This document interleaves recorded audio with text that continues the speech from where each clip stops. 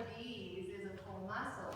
And this whole thing is a muscle bundle or a grouping of muscles that would be attaching to the bone. You have a little bit of an idea of how pervasive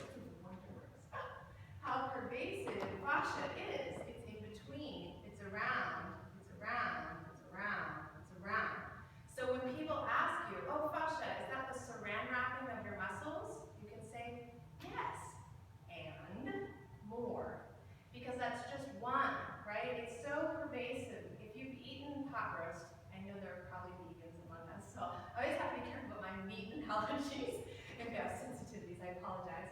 But if you've had a pot roast, you've seen how they flake apart. Those flakes are happening at the fascial connections. When you cook the meat, the fascia breaks down, and you end up with those fibers being able to break apart from each other more effortlessly. So the grain of a steak also has to do with where the muscle alignments are, but if maybe you haven't noticed or thought about before, between those muscles is what the fascia is. Does that make sense? So, follow me. Awesome. Next. So, if you want a definition, some people are definition people, fascia includes all fibrous collagenous tissues having a morphology mainly determined by tensional load. That includes tendons, ligaments, joint capsules, organ capsules, and muscular tissue. Could say muscular wrappings. Sometimes these slides are translated from German and they're not quite as precise as they could be. The word fascia is Latin, which means a composite, a tie, or a bundle. It's a connective tissue. So to fasten, fascinating actually has the same root as the word fascia because it means to bind or captivate, so or to capture. So if I've captured your attention, you find it fascinating. If I have captured parts of your body, I am fascia. So to call yourself a fashionista or a fascinato, and that you're fascinated by fascia is kind of corny, but also true, and all kinds of things. Okay, how's everyone doing? Tracking? Do you like it? Is it interesting? I find it interesting. All right, we're going to get into movement in a moment, but before, let's talk a little bit more about the nature of it. Prop time. Okay, you guys seen these before? They usually come on wine bottles. Oh, that wasn't what I wanted. Or on things that you're protecting and separating. Sometimes they come with your avocados. You have props all around you if you want to start talking about fascia. So this kind of structure, you imagine that this is my bicep, which it actually is, even though it's very small. Should be the right one, it's bigger. This kind of orientation is how the fascia likes to organize itself when it's healthy. It has kind of a women's stockings, they would say, or fishnet pantyhose sort of orientation, which is really quite functional because it allows for a lot of stretch this way, a lot less stretch this way,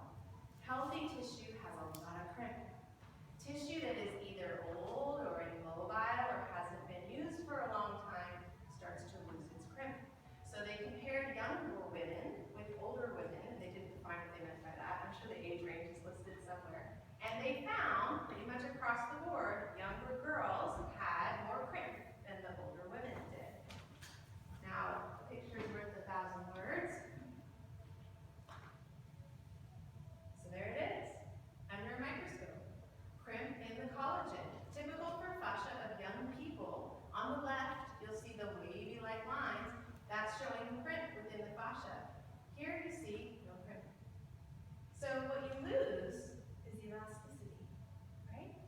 And let's see, running. Okay, so this was kind of cool. Remember how we said it's trainable? So if you've lost your crimp, don't worry, you can get it back. And the way you can get it back is by doing springy motions. In this case, it was regular running induced significantly more crimp formation in the tendon of rats. So what we know, what we know is if you're a rat and if you're running on a treadmill, we know without question that your crimp will come back. Now some of these things have not been tested in living people because it's still unethical to do so.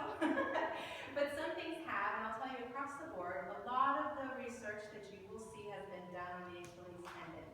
It's very close to the surface, it's very imageable, it's very measurable. Things like the tendons inside of the shoulder have had less research done on them just because it's more invasive surgery, which breaks the do no harm kind of rule in doing research. So a lot of the research we have at this point is on tendons. So that's crimp. This is an older guy. He's been sitting there a long time with his soda or beer, watching TV on the telly, and his fascia has done something interesting. Without regular use, it keeps growing, it keeps living, it continues to adapt to the demands placed upon it, and instead of jumping his jump rope, the demand this guy's had is immobilization. So his fascia is complying, and it has actually created more of a felt-like orientation instead of that lattice-like orientation. And that has created, you can imagine, not only less crimp, but less mobility and pain. Likely. First couple steps, right? Because there's not that give natural to the structure anymore. But remember what we said, it's trainable. So here's the real thing. This one on the left is healthy tissue. Now, it may still seem kind of messy, but it's really magnified. But you can see how there's order and structure to this fascia, where over here, it looks like cobwebs have come in and literally grown over it. And that's very close to the reality, is that the cobwebs of your collagen spitting out from your fibroblasts has matted this stuff down to be a much less mobile tissue. So here we have them both. Healthy loading induced remodeling of the fascial architecture. So no matter if you are simply a person who's active with an injury that's lost some crimp or lost some elasticity, or you're recovering from surgery, or if you've been sitting on your chair for a long time, you can get it back. Crimp can come back. The reorganization, breaking up some of these adhesions so that you end up with only the fibers that go in the healthy direction, can return again.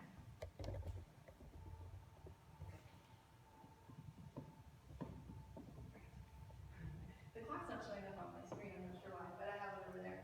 So in fascial fitness, we've taken this information plus more and created some movement principles to go with it, because it's all well and good and very interesting. But so what? Muscles are expensive to run. They're eating up stuff, they're spitting out stuff. They take a lot of energy to make a muscle contract and fire. Fascia is a much more stable tissue. It also requires nutrients, but not nearly to the level that muscles do. So your fascia doesn't change as quickly as your muscles either. You can build a muscle over, at the end of a week of doing a workout, you'll be like, yeah, I can kind of see something, kind of feel something. But the fascia's change is more gradual and more stable. So if you don't go to the gym for a few days, you probably haven't lost all your fascia, whereas you may have lost some of your muscles, right? Tendon is getting longer, and then just before the jump. That's where that's extra stretch, extra load. This was the muscle contraction here. The muscle contracts and gives a little more stretch, and then it launches. So this would be in running or in jumping or continuous moving using the Achilles tendon. All right, so follow my lead. Hold up your left hand if you're right-handed. So each finger is going to represent one muscle fiber. Okay?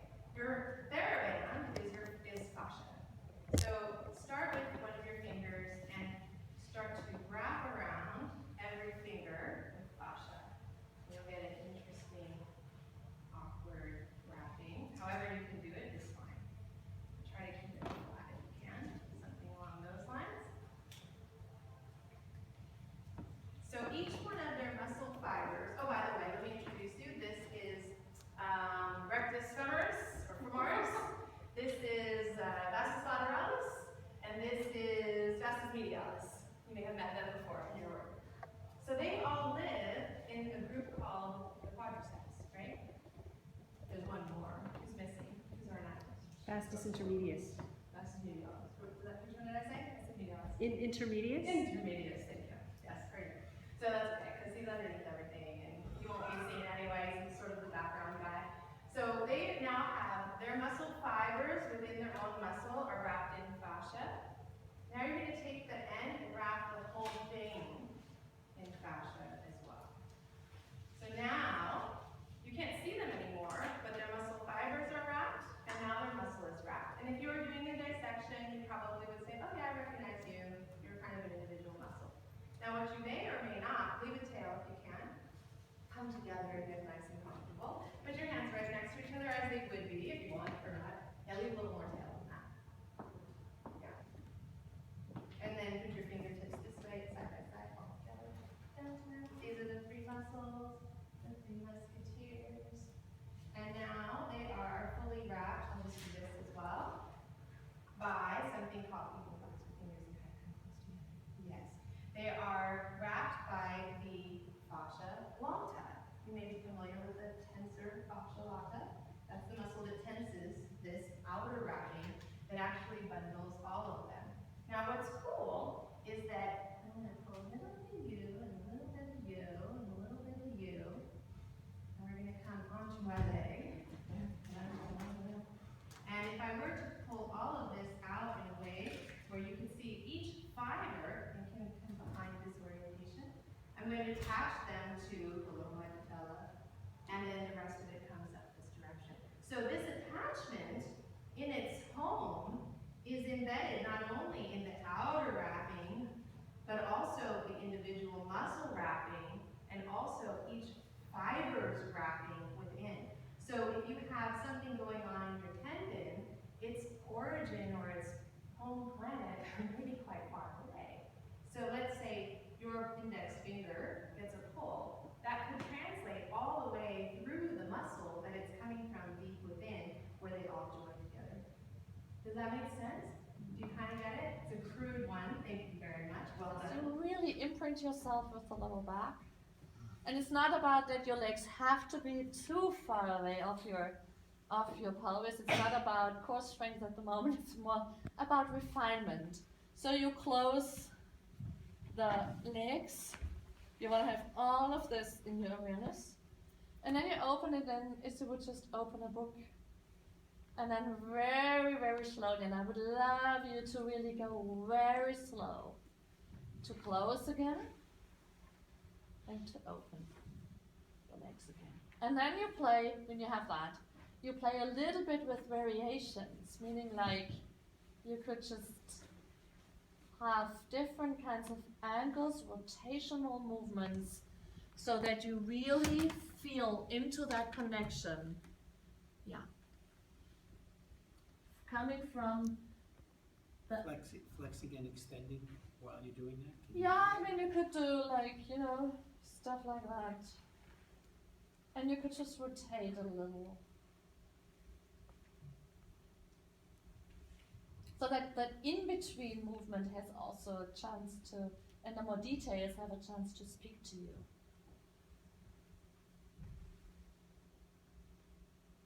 Okay, great. And then get your knees to your chest and just wiggle a little bit the lower back to make yourself comfortable. And then we're rolling up with 2 to 3 rolls. Get up, stand up, and we do. This is one. This is one.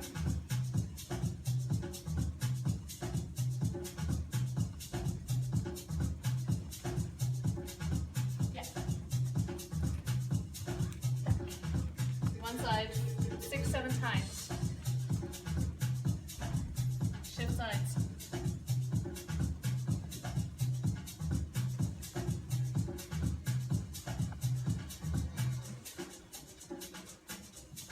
And then you do.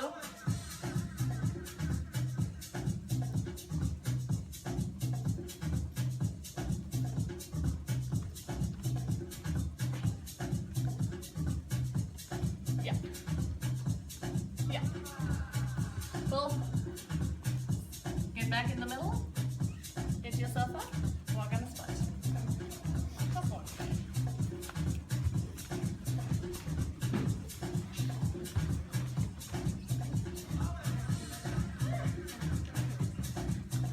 Next one would be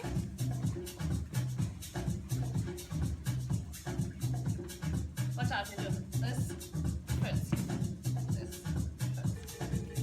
then we do.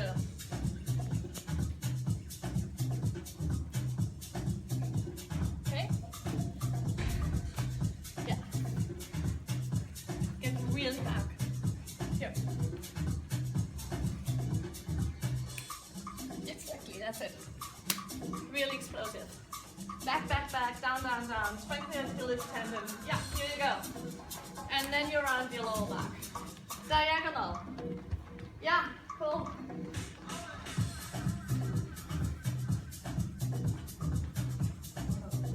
Okay? Walk on the spot. Yeah, we do the other side again.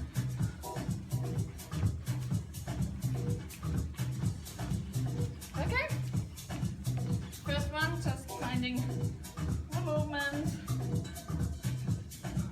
When you have that, back down, up, and then you do.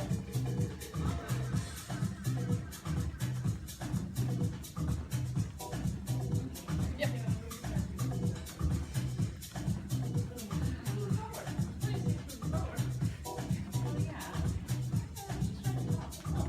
Get back into the squat. Get back. And then you could go, as we did, jump back, or you move back, you walk back. Walk on the spot.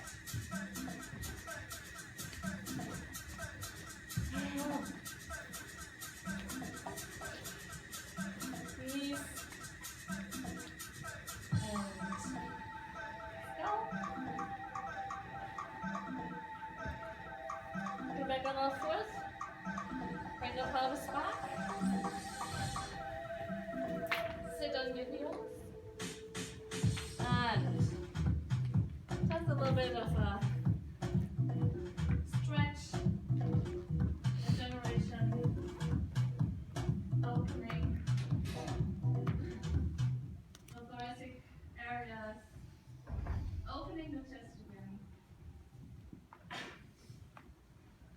Okay, great. Good. Okay, so come back here. Get back down here. Round. And then you go this way. That way. Yeah. And that's the last one we go at the end. Start with the robust rolling, but we start with proprioceptive refinement, which is quite interesting. And we know that the hypermobile candidates usually have also kind of a blind spot in their proprioceptive capacities. So very often when the arm, just for example, I'm not hypermobile in my arms, not at all. So, but when the arm actually is just brought back, there's just it's like flopping into and onto the ground, and they even don't notice. There's a certain kind of a proprioceptive numbness or blindness at the end range areas, and we want to make sure that with the proprioceptive refinement at the beginning, that when we later on also play and work with a little bit more vigorous movements, that then the movement can actually really get addressed in a very healthy and a kind of a really proprioceptive awakened kind of a way. That's why we start with a little bit in a different kind of a follow-up of our so-called regular procedure. So what we do now is that we take the weight, which is actually quite heavy, or there on the proprioceptive refinement, a water bottle would be even better. Because could I just tell the water? Oh, I'm going to actually take mine. A water bottle. Oh, and for those of you that are really interested in deeper research,